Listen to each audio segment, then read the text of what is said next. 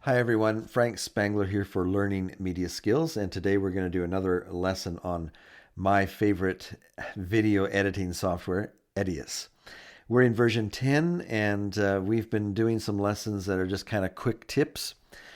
If you are just getting started with Edius and you want to learn the software, I recommend that you start following a playlist that we have.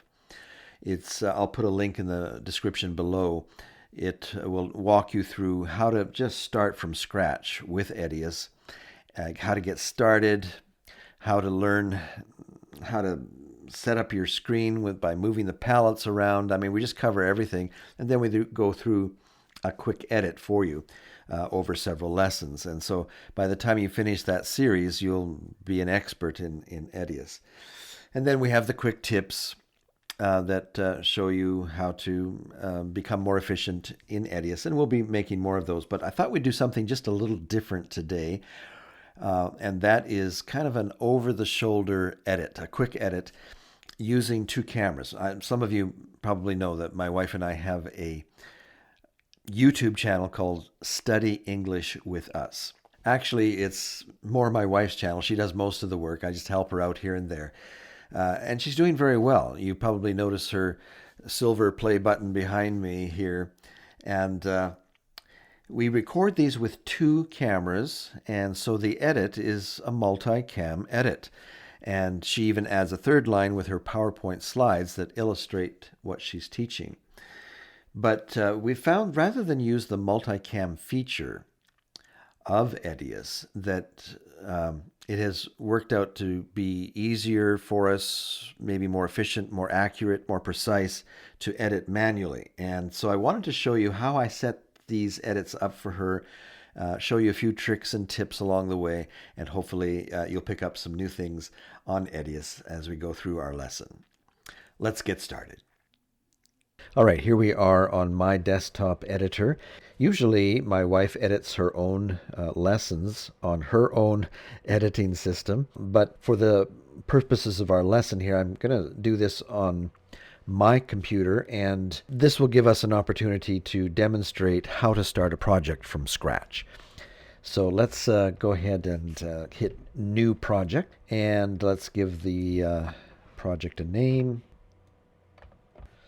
Now, even though we are filming these lessons in 4K, at the moment we're only editing in HD. So I'm going to select an HD preset that we have here from when I first ran Edius.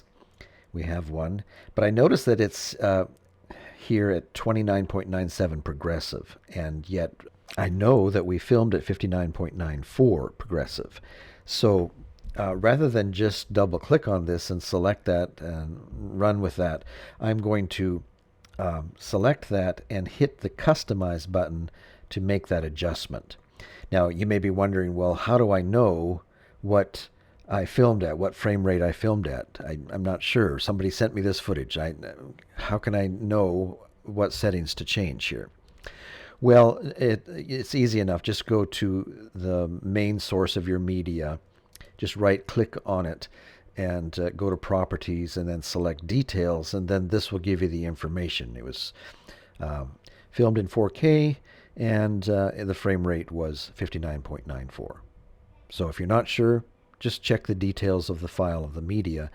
And if you're getting media from many different sources, then what you'd want to do to make your decision as to what frame rate your project should be, you'd check and see what the majority of your footage has been shot at, and then go with that. Now, because I've hit Customize here, when I hit OK, it's going to bring me up a dialog box that allows me to make a few changes here. And the video preset that we'd want to go with is HD 1920 by 1080, 59.94 progressive. And just glance down and make sure everything else is okay. And looks good to me. We notice that we have a little alert here for our render format, so let's select one that's going to be okay. I'd say go with Grass Valley HQ Fine should be okay, since it's an HD project.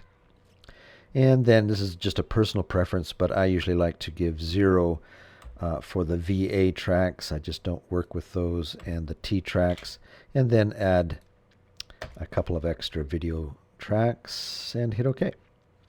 Now, in order to record these lessons, I have condensed the screen to be all together on one monitor here. That makes it a lot easier to record these lessons. Normally, when I do edit, however, I have the bins and some of this other information palettes here over on a second monitor, which gives me just a whole lot more room to work with. But perfectly okay to edit on one screen. A lot of people just are editing on laptops. So this may even give a better demonstration of the equipment that you're working with.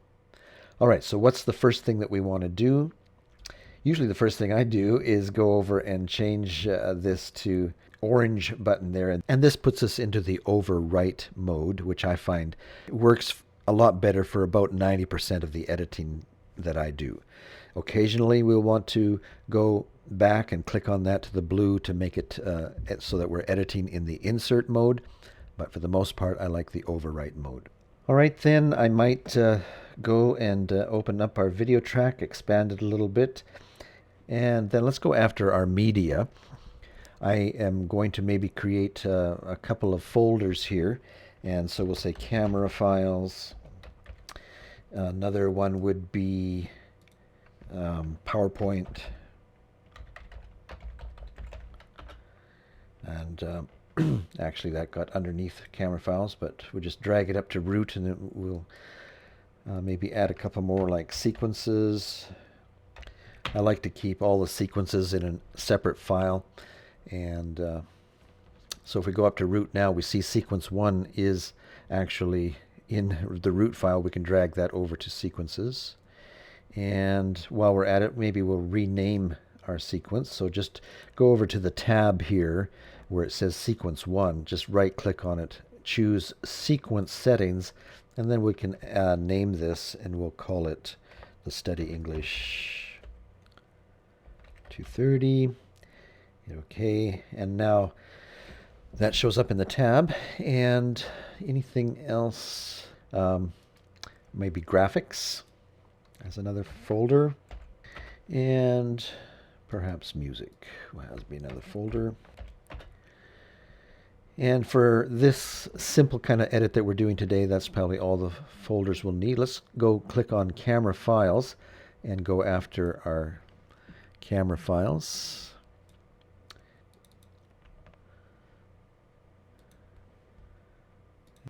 If I'm doing a multicam edit, I'll often put camera A on one fast hard drive and camera B on a separate fast hard drive, and it might help a little bit to do it that way. Let's go after our PowerPoint slides, and here's the slides for her lesson. Just hit Control A to select them all, and they all come in. All right, now we have our slides. I'm going to go back to camera files, and to record these lessons in our studio, we're using two Canon C200 cameras with professional XLR audio coming into the cameras themselves. Well, actually, I'm only bringing in one channel of audio to one of the cameras. The other camera is just getting reference audio, so it's easy to sync up. But before I bring down the media that has the professional audio coming into it, I want to make sure that the audio tracks here on our timeline are set properly. So I'll go over, and I see right now it's set to receive stereo audio, and that's not what we want. In this case, a lot of times that is what I want. You know, when I'm putting music down, I'll want to have it in a stereo format there. But for bringing in this audio coming into the camera, what I want to do is just right click on our symbol over there for the audio tracks and uncheck audio source channel stereo. And now you'll see that audio track 1 is going to track 1 and audio 2 is going to track 2. Let's open these up so that we can see a little better what we're doing, maybe even just spread them out a little bit. And then let's drag down the media that has the good audio on it. And here we see that the audio is only coming into track 2. And so what I'm going to do is just unselect the media just by clicking anywhere. Then I'm going to, with the Alt key held down, select the track 1 there and just delete it because we don't need it. There's nothing on it. And then I can slide up track 2 so that it's filling up the first audio track there. I can even open this up a little bit more. It'll make it easier to edit.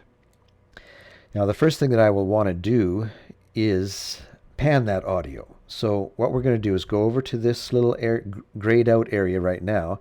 By default it's grayed out, but the first click will allow you to change the volume, and I can change the volume up and down by first holding down the Alt key, pointing to the orange line and lifting it up, and this will lift up the volume for the whole track. But we also need to pan it because it's only coming into one side as we had the camera settings. So by clicking this one more time, we move to the pan. And we see now that the line is changed to a blue line, and that lets you know that you're adjusting the pan. And once again, we'll hold down the Alt key and lift up the whole blue line to go to the center. If you don't hold down the Alt key, notice what happens. You're just creating a node and lifting up that part of it. And that's not what we want. We want to lift up the whole line for the whole track. Let's just notice, here's our whole lesson here. And by hitting down the Alt key, we're bringing up the pan for the whole section. Now I'm going to expand this out again, and we'll bring in our second track of media. And I'm going to lift up one of those tracks so that we can see it a little better here. And in order to help sync up these two cameras, we always do kind of a sound sync to get started. And they're beautifully illustrated there on our waveform. And so we just need to sync these up. And what I'll do is expand my timeline track out to be the largest possible to make sure that we get a nice perfect sync. Once we have it synced up, while I'm doing the edit, I don't want to necessarily hear the bad reference audio. And so first of all, we can collapse it, so it gives us a little bit more room to work with when we start adding the PowerPoint slides. We might want to open up these a little better to see what we're doing. And so by closing that, we give ourselves more room, but we can also shut the speakers off so that we're not having to listen to the bad reference audio as we edit. Okay, now the next thing we want to do is make sure our audio is at a good level. And so we'll turn on our meters here, our audio meters. That's with this little symbol right here. And what we will do then is change this from pan back to volume. You have to click it twice. And just play a little bit and see where we are at on our meters.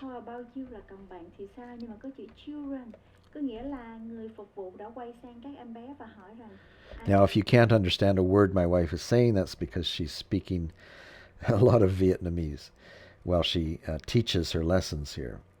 So I see that that's a little low. What we're wanting to do is make sure that it's peaking at about minus 12 dB there, or just a little bit over is fine. So what we want to do is, with our Alt key held down again, is just move that up a little bit. How about you, kiddos? What would you like to drink? All right, so I'm happy with that. If for some reason your audio was not recorded at a high enough level and you're not getting good meters, Edius does have a quick tool here that you can use to punch up the audio. You'll find it in audio filters, and I already have some presets made where I can just drag and drop 2 dB gain up, 6 dB gain up, but if you haven't created those, what you need to do is go for the pan-pot balance. Just drag that on to your audio clip, and then you'll see it pop up in the information palette down here. Just double click on that. You'll get a pop-up box that looks like this, and you can just lift up both sides however much you need. And if 6 dB gain isn't enough, just drop it on twice. But we hope that you recorded it at a good level and you don't need to do that. All right, my next step would then be to make sure I'm happy with the quality of the video. Now, as I look at it, it's not too bad, just the way it is, native. But I know that we can make, just from experience with these particular cameras, I know that I can make some improvements using Edius, and I use the Sharpness tool as well as play a little bit with the primary color correction tool. Let's do the Sharpness first. You'll find the Sharpness in Video Filters, and here we are here. And so just let's drag it onto the top line there. You'll notice that, again, it comes down to the information palette. Just click on that, and you'll be given a little box here where you can add up to 63 sharpness. Well, that's way too much. For this particular camera, I've been working with about 20. And hit OK. And once you have it there once, what you might want to do is save that as a preset so you don't have to go searching for the sharpness and add the sharpness every time. And you can make presets out of any filter just by right-clicking on it, save as a current preset, and then just call it whatever you want. We'll call this Sharpness 20. And from now on, I can just drag this sharpness at 20 onto my media whenever I want, and I'll just do that for the second line as well. All right, well, let's take a look now what we might be able to do with our primary color correction. Just drag that filter on, go down to our information palette, double-click on it, and we'll get our dialog box here. Now, whenever I work with this tool, I always like to have my video scopes on. You can find that up in the menu area under View and go down to Video Scope. Now, as we look at our scopes, we see that we can bring down the blacks. We can just go, what I do is just go to the lift and then just slide this whole thing down. And what we want to do is kind of bring this right down so that the blacks are hitting the 0. That darkens up the area, the wall, and all of the dark areas behind my wife there. And then to just lighten things up again, I'll go to the gain here and just bring that up so that our light areas are coming into the 70, 75 range. And depending on your media, you might also want to play with the curves here. The center area is the middle tones. The bottom curve there is to affect your blacks. It's pretty sensitive though, so you want to be careful what you're doing. The top area is just your highlights. Usually if I play with these at all, I'm working primarily with these bottom two. But I'm happy with that, and so I'm going to hit OK. And what I'm going to do now is just drag that primary color filter that I've done on camera 2 and just drag it onto camera 1. And even though we had the cameras at the same setting, I might just go ahead and check that second one as well. And I might want to open up the scopes on that as well. We don't want to get too far into the 0 there because then you start crushing your blacks. Maybe I can just back off a little bit on this one, on this camera. And the light areas seem to be fine. And I think we're good to go. We've got our sharpness, we've got our video looking the way we want, and we've got our 2 streams of audio that are perfectly synced up. Now, you might think that the next thing that I would do would be to go up and activate the multi-cam mode to edit this 2-camera shoot. And I did try that when we first started recording these lessons about a year ago, but I found that it was a lot quicker and much more accurate to just do it manually. And so that's what I want to demonstrate to you today, is how easy it is to just simply do, especially if it's only a 2-camera shoot. Now, if you got into the 6-camera shoot, that might become kind of tedious to do it manually. But I find that with just 2 cameras, it's so much easier to do manually. So, for example, because camera 2 is not really used that much, my wife really only turns to camera 2 when she's made a little mistake and she wants to just pick up, one sentence back. She'll turn to the other camera and pick up there. So I can just scroll back and kind of keep an eye out for the first time that she might look at that camera. I'm not sure if it happens there. We'll see when we start editing slower. And let's see, she starts here. How about you children? What? Okay, I'm remembering now that we did have to shut our cameras off in this shoot, so I'm going to have to go after the rest of the media. So let's collapse our timeline here. I'm going to lasso all of the media. We see it's all highlighted white here. Just going to drag these down the timeline so that we can pop in the media that comes before it.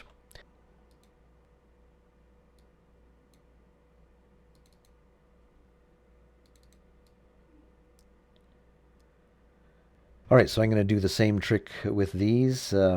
Just select outside of the area, hit the Alt key, delete the audio track that we don't need, and then go after my second clip, drag that on top, and then sync it up. Maybe open this up so we can see it a little better. And I think she clapped 3 or 4 times for this one. And I'll just maybe turn that speaker on and listen to it, make sure we're okay. All right, sounds good. And so we'll shut that speaker off.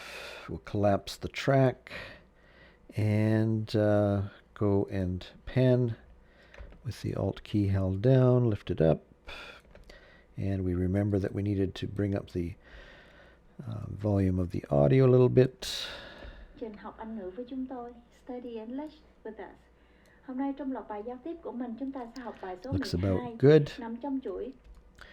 And then what I'm going to do is, rather than go to the trouble of defining my sharpness and my video settings again, I'm just going to click on the one that I've already done for camera 1, go down to my information box, grab the 2, the sharpness, hold the control key down and grab both the sharpness and the primary color correction filter that we made adjustments to, and just drag them over to the new camera 1. And the same for the B camera. We'll just click on the track that we've already made adjustments to and grab the 2 filters there and drag them to that first part of media. Okay, now we're in business. Now we're ready to go. And so let's take that first track and see if we can notice where she first starts to look back to camera 2. Sometimes she is doing so well that she hardly ever looks at it. And so it doesn't end up being a 2-camera shoot after all, or a 2-camera edit. But we'll try and find a spot where she does look at it so that you can get an idea of how I edit this manually rather than using the multicam tool. All right, the next thing that I wanted to show you. All right, so we will scroll to where she actually starts. Chào mừng các bạn đã quay. And you can kind of tell by the waveform there, that's about right. And so for this edit, I'm just going to click on the media itself, hit the C key, that cuts between the 2. I can just drag that away and hit the delete key and it's gone. And since I don't really understand Vietnamese, I'm not really able to edit her lessons. So she does a wonderful job of editing her own lessons. She's become quite good at Edius. But I wanted to show you how we do it. And I'm hoping that we can find a section here where she does turn to the other camera. Oh, we could also probably go after the PowerPoint media and drag on a slide. Now we'll put that in video track 3 because when she does look to camera 2, we will want to be able to go to that. But what she does is she takes her PowerPoint slides and drops them onto track 3 so that the student is able to read it better, especially when they're watching on their phones and tablets. It's a little difficult to read if she was just using the screen behind her. However, when she can go full screen, then they're able to, follow along on their phones a lot better. And for a lot of her lessons, when she's just reading off the PowerPoints, we cut right to the PowerPoint slides until she returns back to the camera and talks directly to the student. So we won't do the whole lesson, but maybe I'll just pop in a few more slides here. I won't go to all the time and trouble to line it all up, but you get the idea of how she can just drag in her PowerPoint slides, and she would be able to do this a lot easier because she understands what she's saying. So she would make adjustments there as needed. See, looks like we've got this guy coming up now. And then just to show you, let's try and find a spot where she actually goes to camera 2.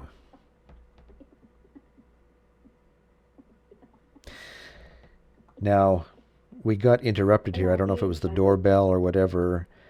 Maybe she was cooking something and had to run, take care of the oven. But it's easy enough to sync all of these up. I mean, the second half is already synced up, so it's just a matter of finding that point where she has beer and wine.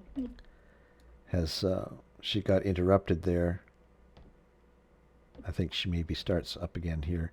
Now, the idea is when you're working with these multi-line cameras in the manual, doing it manually, you don't want to start cutting and moving the media itself, because then you'll get out of sync.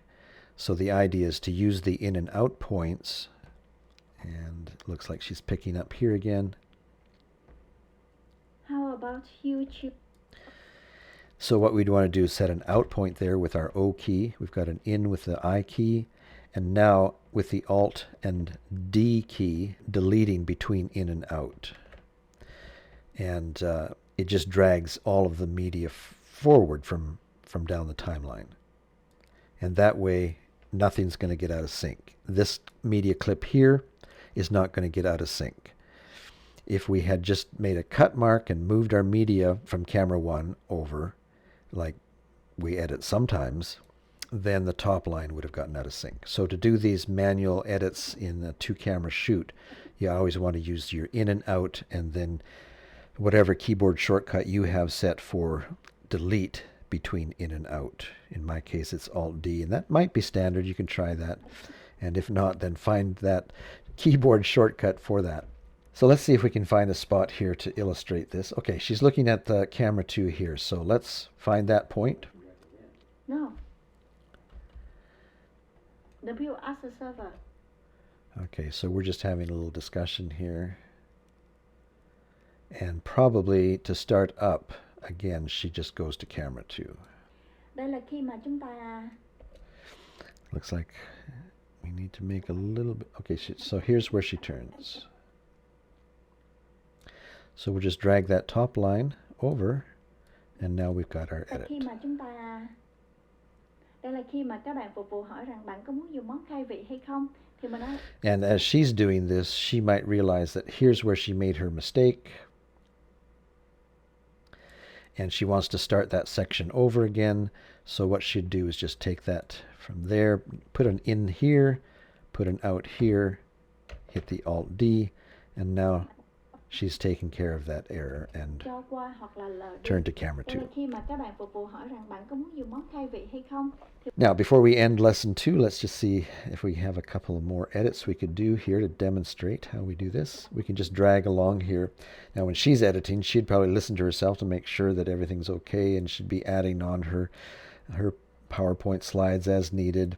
And it looks like she's, this whole section would be covered by PowerPoints. She's just reading from her screen. I might need a few more. But then she might be talking to camera or looking at me. We'll see. So this whole area, after she stops talking to the camera, she'd be covering with, some nice slides. And she's reading, and all right, so I think I found the right slide. Sure, chắc giao tham.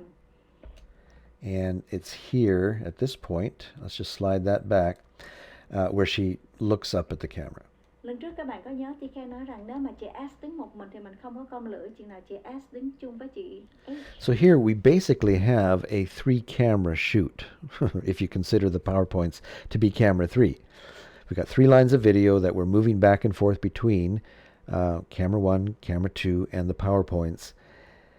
And this becomes a lot more complex as she fills this all out with her PowerPoint slides. But we found that it's just so much easier to do this manually by dropping things on and sliding things across than to try and do something with the multicam, especially since the third camera is actually PowerPoint slides and need to be adjusted a lot anyway. And it'd be difficult to know where to drop those on to start with and then how to take them properly. It works a whole lot better for us to just do this manually. All right, let's see if we can show one more example here where she turns back to the other camera.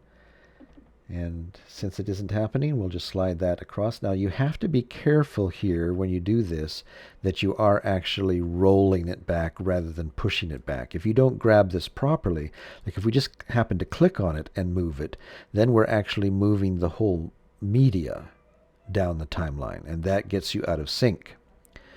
So you have to be sure that when you get the end of that, that you are actually just rolling it back rather than pushing the whole media back. And we can kind of keep an eye on camera 2 there. And looks like she does something to the camera here. Yeah, she turns right there. So let's just find that spot and then roll the media back to that point and make sure again that you're rolling rather than pushing, and then it still should be in sync. Xin chào và hẹn gặp lại các bạn trong những video lần sau. Bye bye. Okay, so I was hoping that there was a few more points there that we could have shown you the example of moving back and forth between camera 1 and camera 2, but I think that you should be able to follow along with what we're doing here. Let's see, what's the rest of this media? Oh, it's probably practice with Frank. How we do our lessons here is that TK explains everything to her Vietnamese students, clearly, going back and forth between her English and Vietnamese and using Vietnamese to explain everything. And then I come along and I pronounce everything with a neutral accent. Well, you probably know my voice. It's kind of like news broadcaster that would be accepted right across Canada and the United States because it doesn't have a strong regional accent. And so I'm able to help her channel a lot by providing a very neutral pronunciations for the terms that she's trying to teach her students. So during this area here, where I'm pronouncing everything, she'd just have her PowerPoint slides covering everything. And so I'm very happy that she's able to do all of these kinds of edit. I just wouldn't have the time to do it. But she never really edited anything before, was able to pick up Edius very quickly. It is a great program to work with. It's very intuitive and something that people can learn very easily. All right, well, I believe that does it for this lesson. I hope that you found some tips along the way and that you found the lesson helpful. If you did, go ahead and hit the like, and if you haven't yet, go ahead and subscribe, and we'll catch you down the road.